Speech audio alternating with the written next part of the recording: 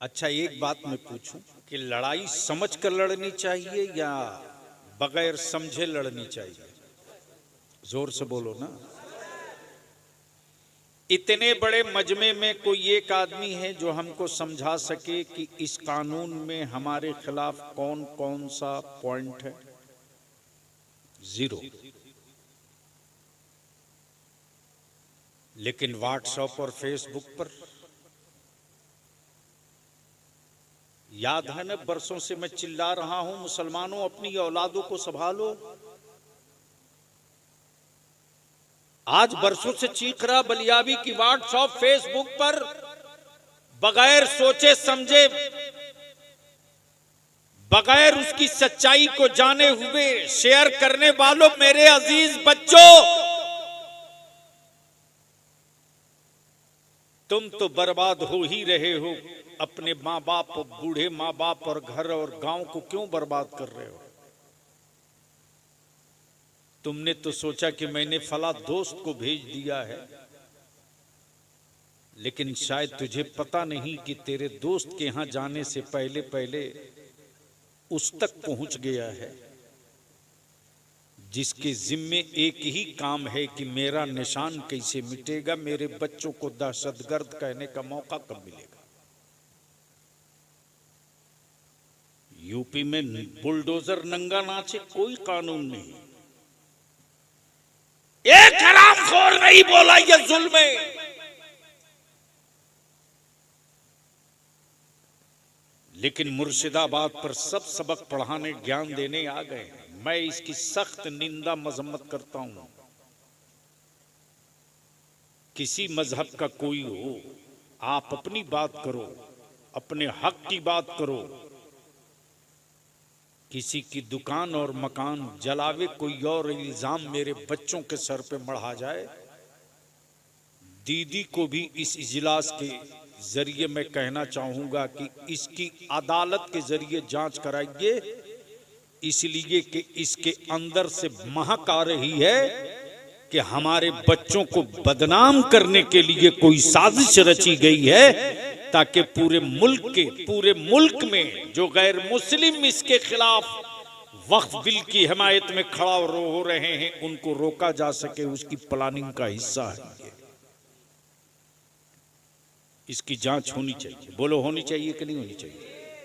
होनी चाहिए कि नहीं होनी चाहिए?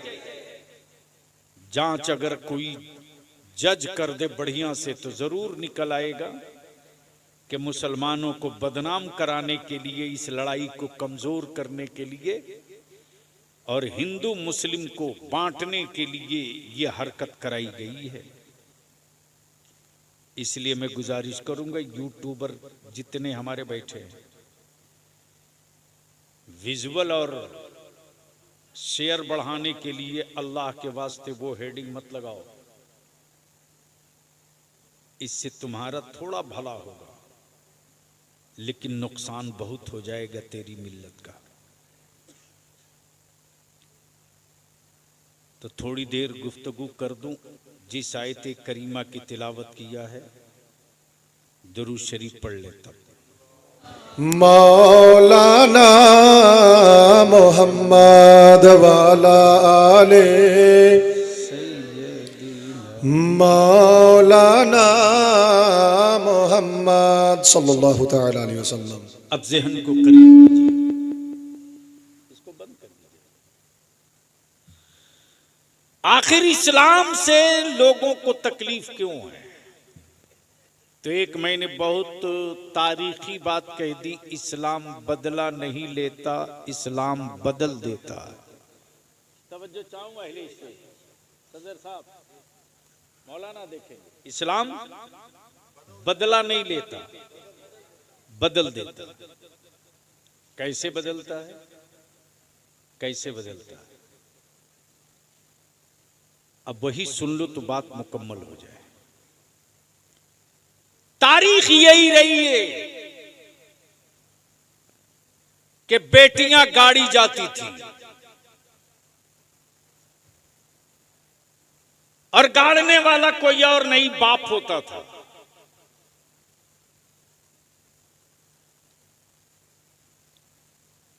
बेटियों की आबरू लूटने वालों को जो माला पहनावे,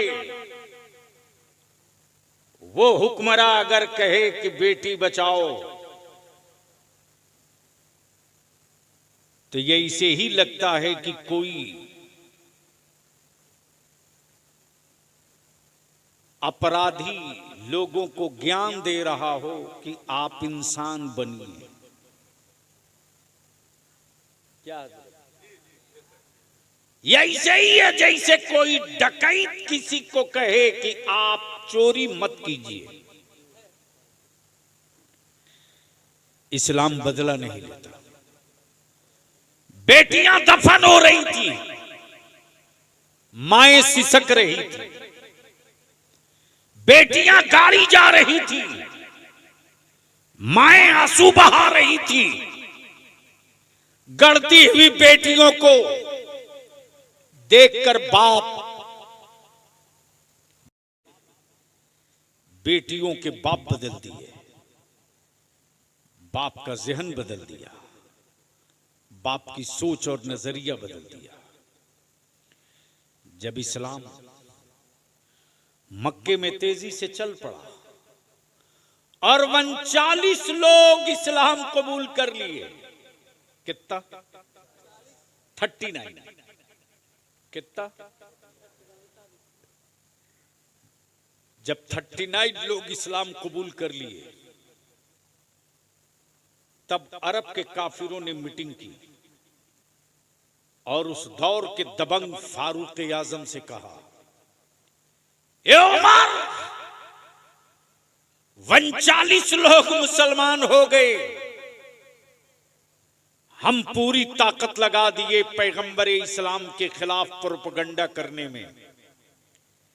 जादूगर कहे माजल्लाह कामयाब न हुए, साहिर कहे कामयाब न हुए, पत्थर मारे कामयाब न हुए, राह में कांटे डाले कामयाब न हुए, बदन पे गंदगी पे कूड़े फेंके कामयाब न हुए, उनके घर का घेराव किया, कामयाब ना हो सके, काबे के तवाफ से रोक दिया, कामयाब ना हो सके। अब तुम ही कुछ करो। तब उस दौर के उमर ने तलवार ली और लेकर निकले, ये कहते हुए कि जब मैं नबी को ही नहीं रहने दूंगा तो इस्लाम कहां रहेगा, जब रसूल ही को नहीं छोड़ूंगा तो इस्लाम कैसे रहेगा। जैसे ही खबर मिली रहमत आलम को कि उमर चले हैं पूरे तेवर के साथ मेरे कत्ल के लिए, सैयदना अबू बकर अर्ज करते, या रसूल अल्लाह अलैहिस्सलाम, मेरे माँ बाप आप पर कुर्बान। उमर की नीयत अच्छी नहीं लग रही। रहमत आलम मुस्कुरा के फरमाते, ओ उमर, ए अबू बकर, उमर 40 नहीं पूरा होने देंगे, आने दो, आज उमर को ही दाखिले इस्लाम करके 40 की तादाद पूरा किया जाए। अब 40वां से झगड़ा किसको किसको है भाई? यानी 40 से तकलीफ किसको है?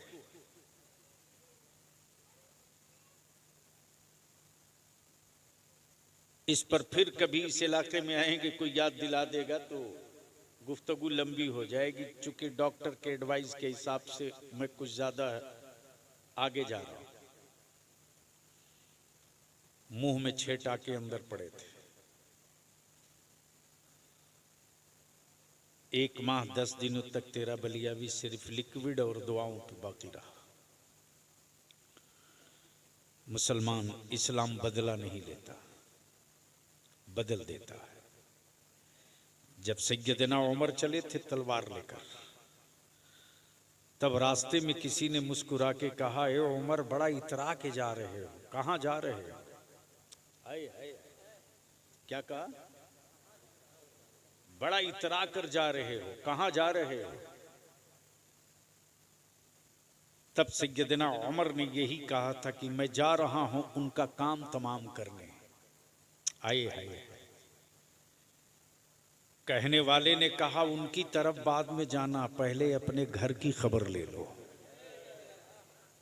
कब बोलोगे यार, बोल दो, तवज्जो चाहो। क्या कहा? पहले अपनी बाड़ी की खबर लो। अब तो बोल दो बंगाल के बाड़ी वालों।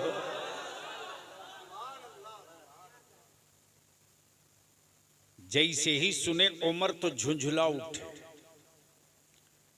लौटे घर। जाने जब चल पड़े तो अगले ने कहा अपने घर अपनी बहन की खबर लेना। तो सबसे पहले वो भागे अपनी बहन के घर।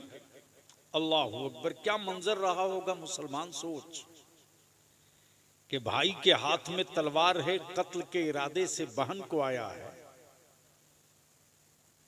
इस्लाम बदला नहीं लेता, बदल देता। जैसे ही सैयदना फारूक आजम तलवार लेकर आए हैं, दरवाजे पर जैसे ही कदम रखा, अंदर से कुरान करीम की तिलावत की आवाज आ रही। जैसे ही सैयदना उमर ने कदम बढ़ाना चाहा, फारूक आजम की बहन शेरनी की तरह गरज पड़ी, खबरदार उमर, आगे मत बढ़ना, खबरदार, वही ठहर जा, वही रुक जा। फारूक आजम कहते, ए बहन तुम क्या पढ़ रही थी? एक बार और पढ़ दो। बोल यार, बोल यार, बोल यार, अरे जोर से बोल, जोर से।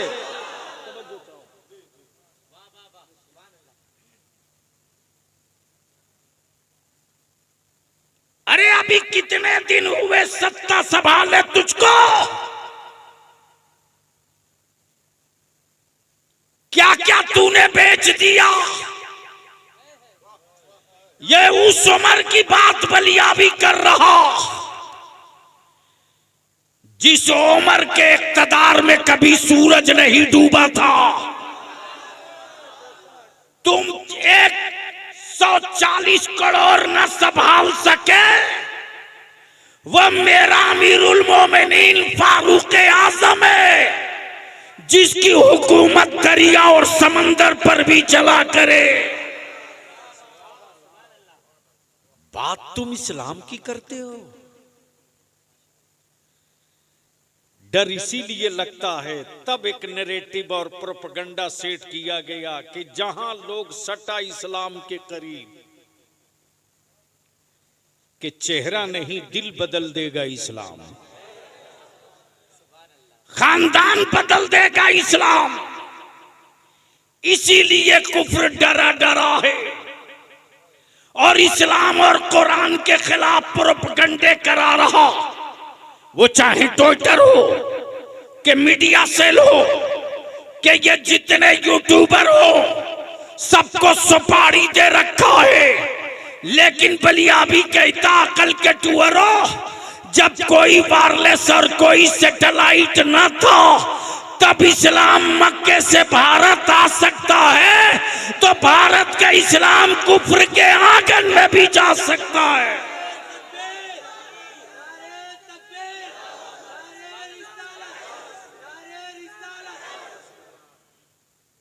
शर्त यह है कि तुम मुसलमान बन जाओ। आए हाय हाय, बोल दो तो बोल दूंगा, बोल दे जोर से। शर्त यह है कि तुम मुसलमान बन जाओ। जब तुम मुसलमान बन जाओगे तो तेरे घर में कभी शराब की बोतल नहीं खुलेगी। जब तुम मुसलमान बन जाओगे तो तेरे घरों में कभी सूद के पैसे की रोटी और सब्जी नहीं बनेगी।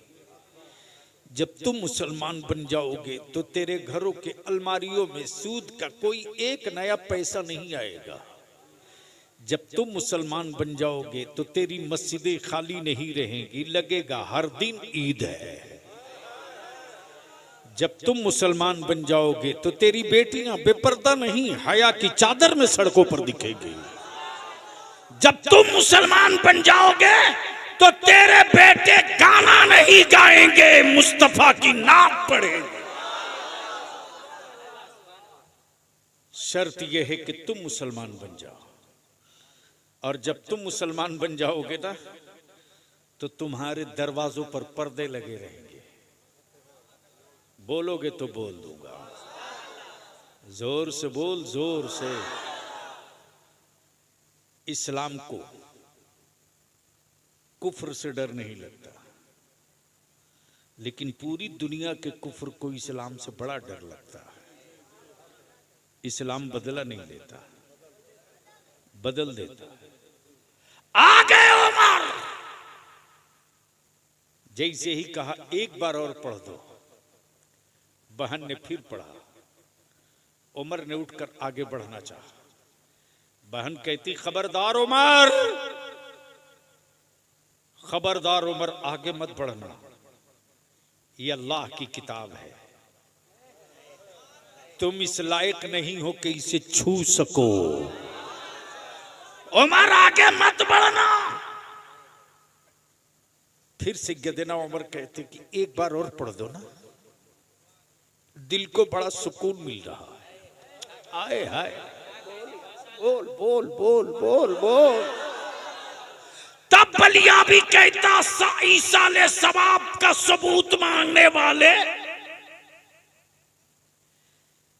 जब उमर जैसे बहादुर के बेचैन दिलों को बहन की तिलावत से सुकून मिल सकता है, तो कुरान की तिलावतों से कब्र वालों को सुकून कैसे नहीं मिलेगा।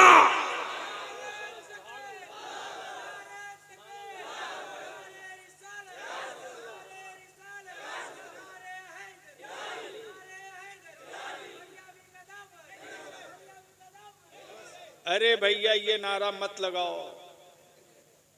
इस वक्त पूरा बंगाल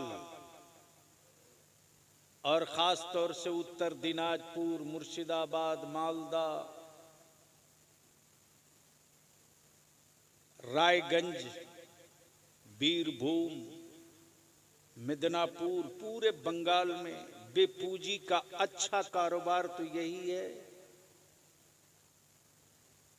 बस चले कुछ लोगों का तो बलियावी की गर्दन दाब के मार देंगे, लेकिन हलक में जब तक सांस बची रहेगी ना,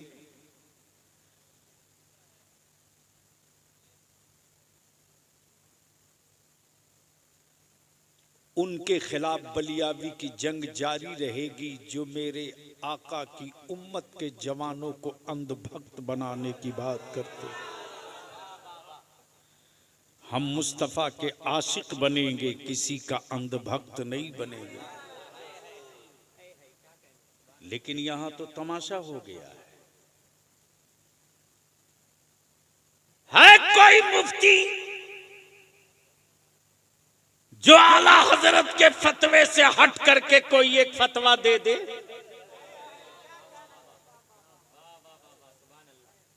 यानी सवाल का जवाब लिखने के लिए आला हजरत चाहिए,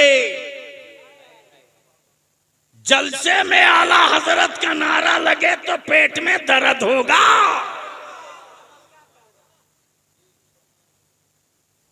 ऐसे लोगों को पहचानो,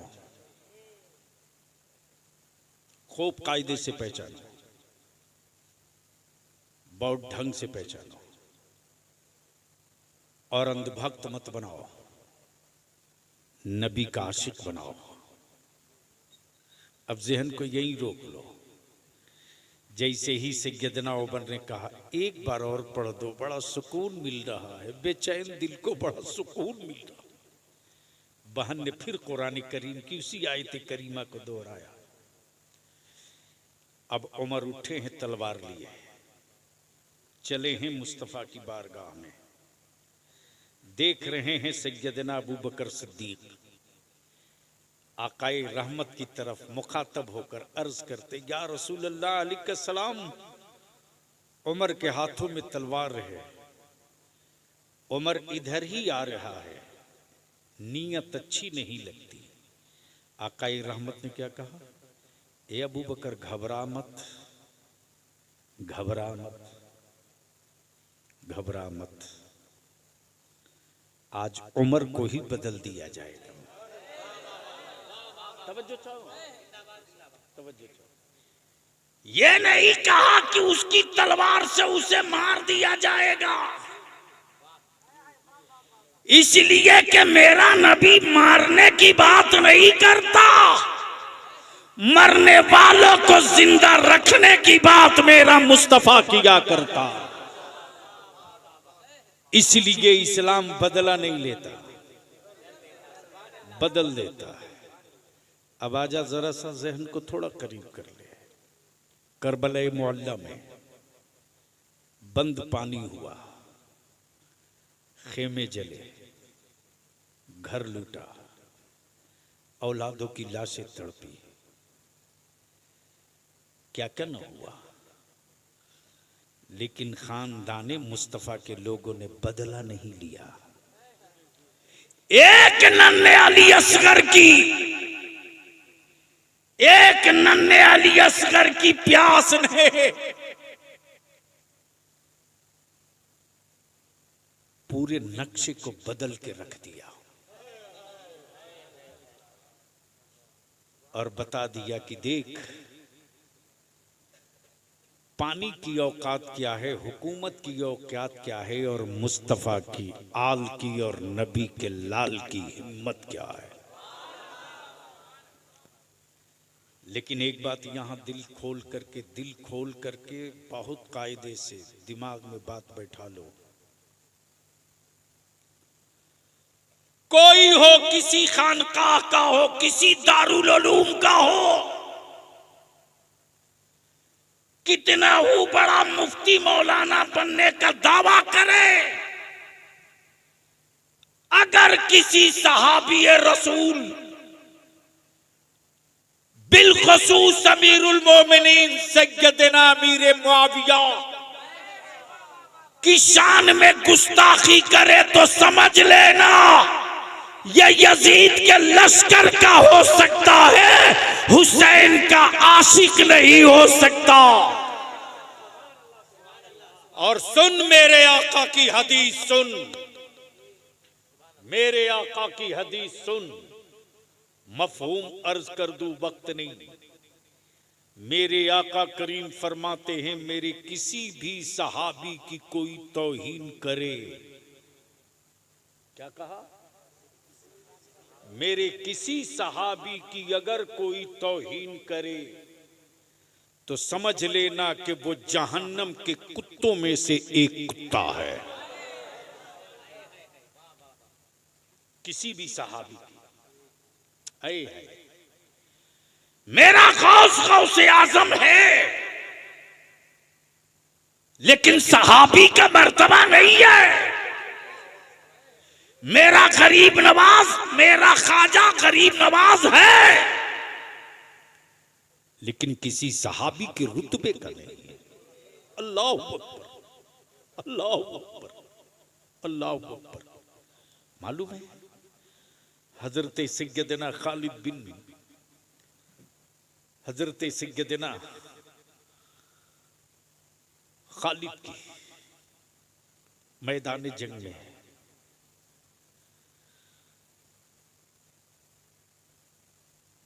अचानक लड़ाई बंद कर दी है, सारे जानेसार परेशान, अब क्या होगा, हम जंग हार जाएंगे, हम पर हमले हो गए।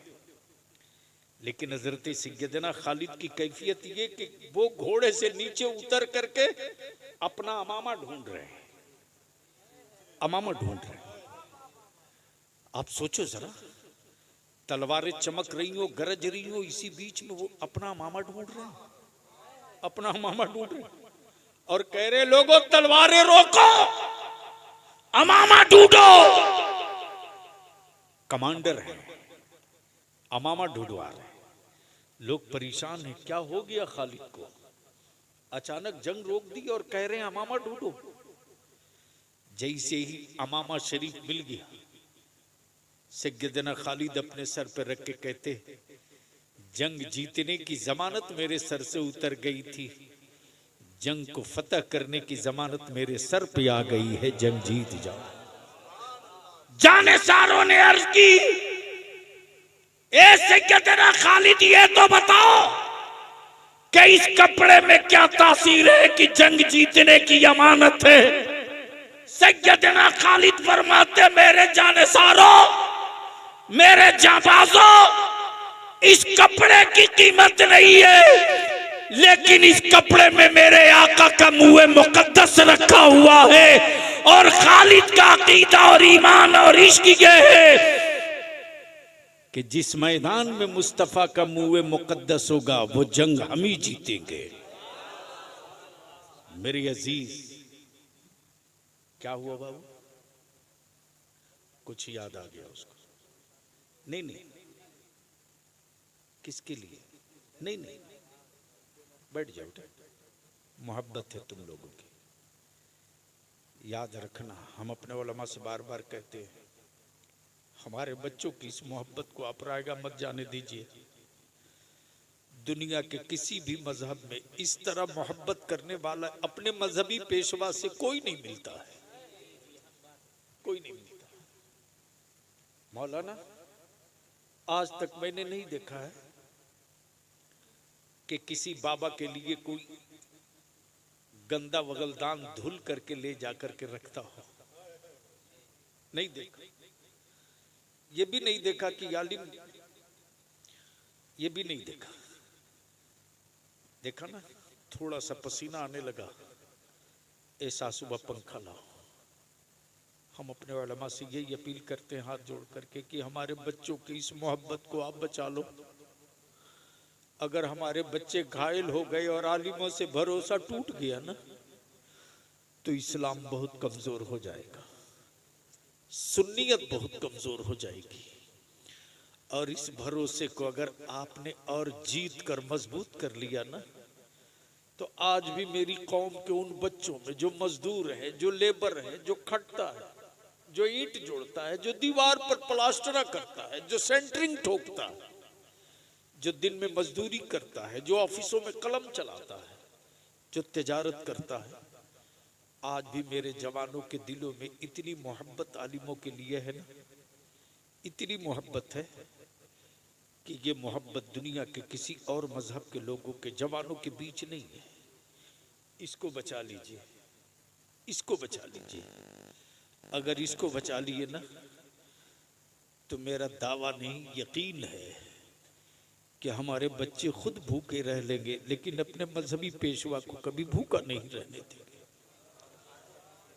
कभी नहीं रहने देंगे। आलिम जरूरत पूरी कर सकता है, हमारे बच्चे आलिम की जरूरत पूरी कर सकते। हमारे बच्चे किसी आलिम या किसी शायर की लालच पूरी नहीं कर सकते। और मैं कहूंगा अहले सुन्नत के जवानों से, आलिमों को जलसों में बुलाओ जो दरसगाहों से फारिग हो। नबी के आशिकों को जलसे में बुलाओ। भाड़े की फौज से जंग नहीं जीती जा सकती, तो भाड़े के मौलवी और भाड़े के शायर से तुम मसलक कैसे बचा सकते हो? बचाओ इसको। मैं जानता हूं मेरी बातों से बहुतों को तकलीफ होगी, लेकिन इसका बलियाबी की सेहत पर कोई असर नहीं पड़ता। पैसे सबको चाहिए, जरूरत भर की रखो तो सुकून से जियोगे। पैसे के लिए लालची बनोगे तो तिजोरियों में सिक्के और गड्डियां तो मिल जाएंगी, लेकिन जब ठोकर खाकर गिरोगे तो दुआएं तुझको नहीं मिलेंगी। इस्लाम बदला नहीं लेता। बोल यार, बोल बोल बोल बोल। चारों तरफ से, चारों तरफ से।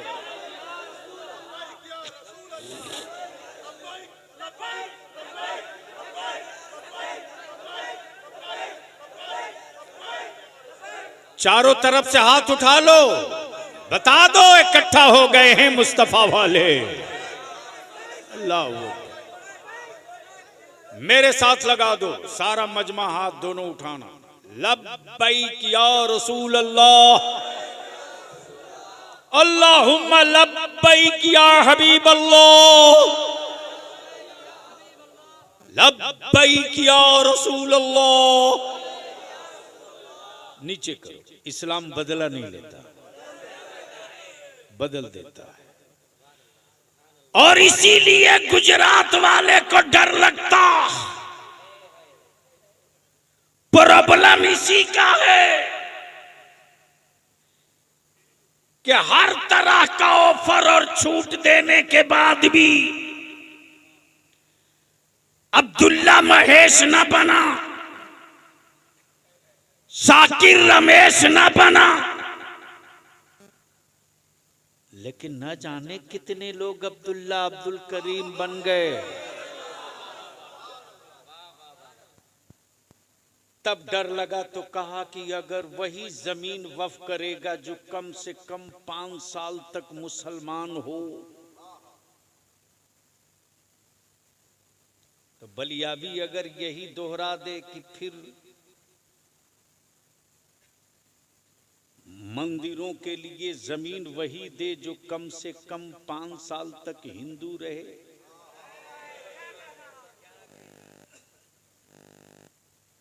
अरे भारत के संविधान ने सबको छूट दी है, जिसको जो धर्म अच्छा लगे कबूल करो। तो उनको डर इसी बात का है कि इस्लाम की पाकीज़गी, इस्लाम की दी हुई हया, इस्लाम का तसव्वुर ज़कात, इस्लाम में ईसाले सवाब के लिए दान पुण्य, इस्लाम में मसावत और बराबरी का हक, इसलिए कि उनके यहां उनके धर्म की किताबें सब नहीं पढ़ सकता। डर इसी बात का है कि उनकी किताबें एक बिरादरी विशेष के लोग पढ़ेंगे, लेकिन इस्लाम का कुरान तो वो किताब है कि कोई भी पढ़ सकता है। डर लगता है कि यही कहीं सबको बदल न दे। तब बलिया भी कहता है तुम अपना पिजड़ा मजबूत रखो, इस्लाम की खुशबू जो फैलेगी तो पिजड़े की तीरियां नहीं टूटेगी, परिंदा बदल जाएगा।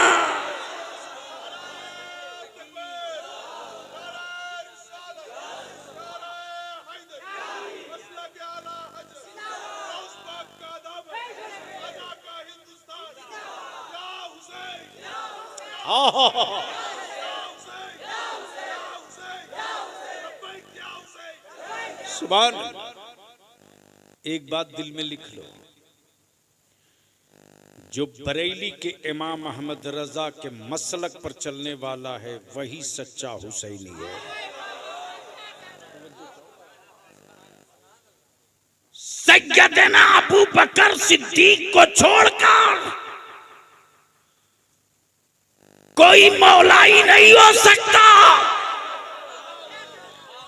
और सैयदना मौला अली को छोड़कर कोई हुसैनी भी नहीं हो सकता। ये बड़ा नाजुक रास्ता है।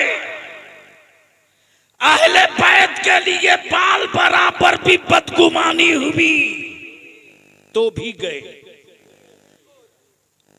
और सहाबा के लिए खुलफाए राशिदीन सैयदना अबू बकर सिद्दीक, सैयदना फारूक आजम के लिए थोड़ी सी बदगुमानी हुई तो भी गए। आई है। अब जरा दिल लगा तो मैं तुझको आंखों से दिखा दूं और एक बहुत बड़े फितने को आज दफन कर दो। देखना चाहोगे? कितना टाइम हो गया? ओहो, बहुत देर बोल दिए। क्या चाहते हो आगे फिर तकरीर? जो मेरी सेहत है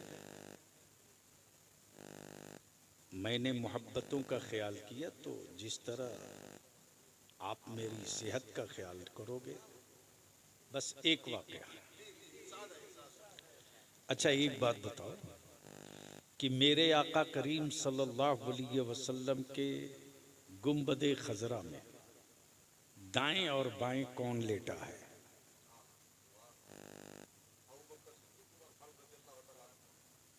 यही है ना, यही है ना। मेरे आका ने मौला अली को क्यों नहीं रखा?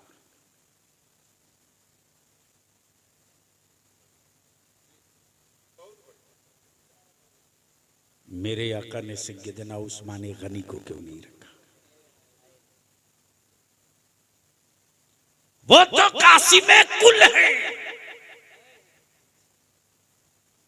तब ताजु शरिया ने इश्क की चादर खसकाई और क्या कहा? जहां बानी अता कर दे। क्या कहा? भरी जन्नत, खाली जन्नत नहीं। बोल यार, बोल यार, बोल। उनमें हमें यही फर्क है, वो सिर्फ जन्नत मांगते हैं और मेरे आला हजरत का वारिस भरी जन्नत मांग रहा है। मौलाना तब बलियावी कहता, अगर बत्ती मोमबत्ती बेचने वालों को आला हजरत समझ में नहीं आएंगे। धागा बेचकर हवेली बना सकते हो, धागा बेचकर रजा नहीं समझ सकते। क्या कहा? भरी जन्नत आए है। नबी मुख्तारे कुल है। हजरत क्या कहा? ये नहीं कहा कि सिर्फ मुख्तार है। मुख्तारे कुल का क्या क्लियर कर दिया कि बादे अल्लाह जो किसी के पास नहीं, वो सब मोहम्मद रसूलुल्लाह के पास है। हाय हाय मेरी अजीज, गोया मेरे आका की निगाहे नबूवत देख रही थी कि कल का फितना होगा, मेरी उम्मत को तोड़ा जाएगा, कुछ लोग मेरी आल की को ढाल बनाएंगे और कुछ लोग मेरे सहाबा को ढाल बनाएंगे और उम्मत के टुकड़े किए जाएंगे। तब नबी ये कौनैन ने फरमाया, कब कब जब खाने काबा से बुतों की सफाई हो रही थी और एक बुत बहुत ऊपर था, एक बुत बहुत ऊपर था, तो सैयदना मौला अली शेर खुदा फातिह खैबर ने अपना कांधा पेश किया और क्या कहा, या रसूल अल्लाह मेरे कांधे पर सवार हो जाइए। नबी रहमत ने क्या फरमाया, ए अली तुम नबूवत का बोझ नहीं बर्दाश्त कर सकते। अल्लाह अकबर, अल्लाह अकबर, तुम नबूवत का बोझ नहीं उठा सकोगे। लेकिन जब हिजरत की रात आई और आकाए रहमत मक्के से हिजरत किए तो जहां तक रेतीली जमीन रही मुस्तफा पैदल पैदल, और जहां से पथरीली जमीन मिली आकाए रहमत फरमाते, अबू बकर इधर आओ, अबू बकर इधर आओ, अपना कांधा लाओ, सवार करो मुस्तफा को, सवार करो मुस्तफा को। कांधा सैयदना अबू बकर का, सवार नबियों का ताजदार हो रहा। गोया उसी दिन क्लियर हो गया कि आकाए रहमत के बाद इस उम्मत का बोझ किसी और के कांधे पर नहीं जाएगा, सैयदना अबू बकर के कांधे पर जाएगा। और उसी दिन क्लियर हो गया। आकाए पाक ने गुंबदे खजरा में दाईं तरफ अबू बकर को, बाईं तरफ फारूक आजम को, इसके पीछे की ये भी राज कि अदब सीखना हो मेरी बारगाह में आने का तो अबू बकर से सीख कर आना, और अगर गुरूर में आओगे तो कल भी उमर की तलवार थी, अब भी उमर की तलवार है। और दोनों को आजू बाजू में रखकर, पहलू में रखकर बता दिया, ये कल भी मेरे थे। और सिर्फ यही नहीं, बल्कि गवाह बना दिया। आए है, मालूम है तुझको?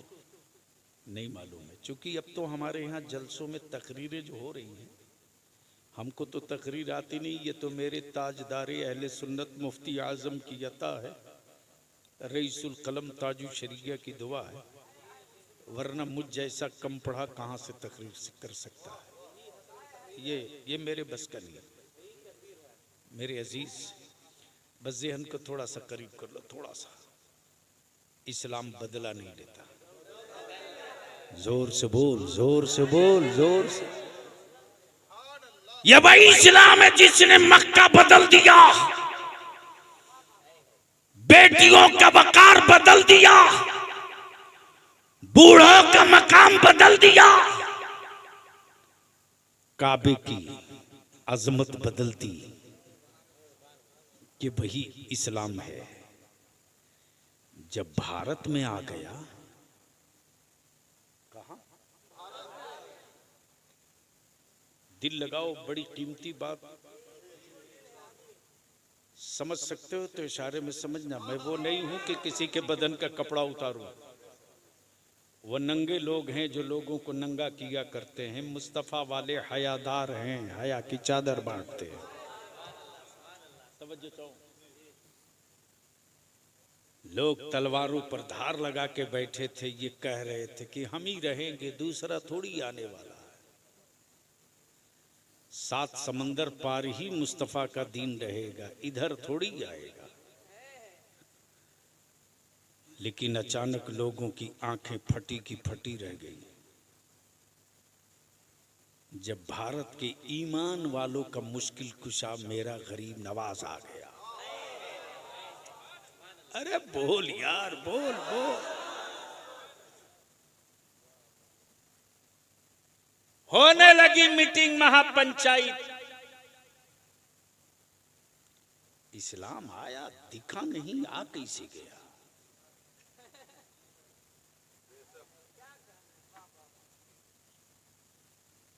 हजरत मौलाना फारूक ने, उमर फारूक साहब आए और हजरत मौलाना अबुल हसन जमान साहब पूछें जलसे वालों से, क्या नाम बाबू तुम्हारा? शराफत हुसैन। राजू कहाँ? राजू कौन था जो तारीख के लिए झगड़ा करने गया था? अरे जो तारीख लेने के लिए परेशान किया था वो कहाँ गया? सो गया। तू ही गया था? राजा, इस हाल में भी तूने मुझको नहीं छोड़ा। दूसरा होता तो पहले बोलता कि देखो मैं तो इस हाल में हूं, कैसे आऊं। लेकिन एक अच्छी बात रही कि कुछ लोगों ने सौदा करना चाहा, इसने इनकार किया, बोला हमें भाड़े का नहीं चाहिए। अपने जलसों को जलसा रखो, तफरीह का सामान मत बनने दो। मैं ये अर्ज कर रहा था, क्या कर रहा था? आ गए मौलाना उमर फारूक साहब और मौलाना हसनुज़्ज़मा साहब पूछ रहे हैं कि मौलाना उमर फारूक दिखे नहीं लेकिन आ गए। रास्ता तो यही था, आए किधर से? तो सट्टारी के सदर साहब ने कहा, रे मैं तो यही इसी रास्ते से आया हूं, मेरे आगे आगे तो वही जा रहे हैं। लगता है आपकी नजर दाएं बाएं गई होगी, इसी बीच में वो आ गए। बददिल लगाना, इस्लाम बदला नहीं लेता। जैसे ही देखा कुफ्र की मीटिंग शुरू, बैठ गए मठाधीश। ये है कौन जिसके दाएं बाएं आगे पीछे इर्द गिर्द भीड़ लगी है? और कमाल ये है कि जो भी जाता है उसी के साथ उसी के प्याले में खाता है। यहां तो एक दूसरे के कुएं पर पानी नहीं लेने दिया जाता। वो चले हैं इंसाफ करने मुसलमानों के साथ, जो आज तक अपने कुएं से किसी दलित को पानी नहीं लेने दिए।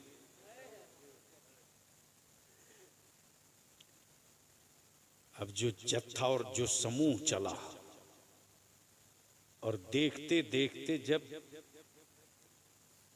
मुसलमान नहीं इस्लाम बढ़ने लगा, तब महापंचायत बैठी कि यार ये तो बड़ा गड़बड़ हो रहा है,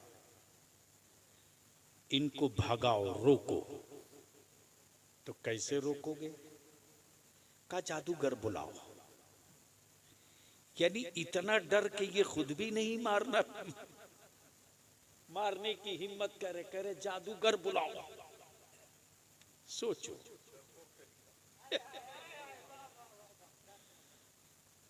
जो जादूगर से इस्लाम को मरवाना चाह रहे थे,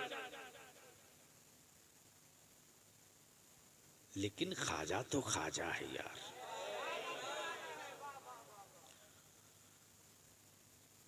क्या बात रही ईमान वालों के मुश्किल कुशा, बलिहारी जाऊं मेरे गरीब नवाज। क्या दवा इलाज किया है,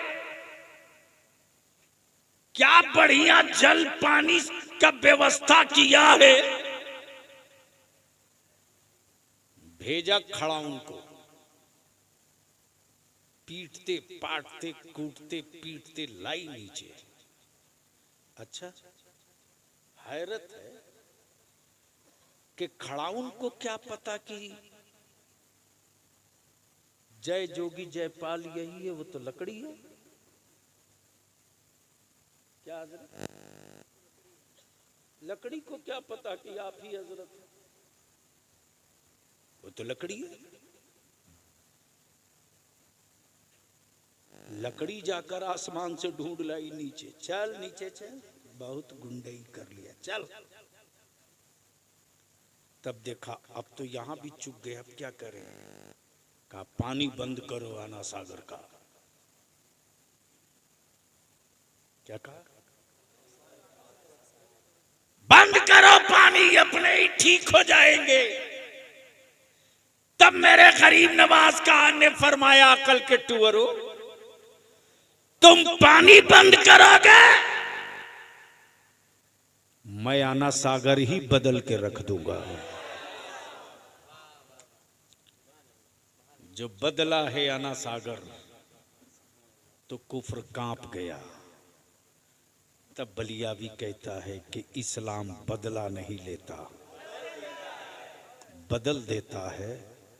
हम आपसे अपील करेंगे, गुजारिश करेंगे,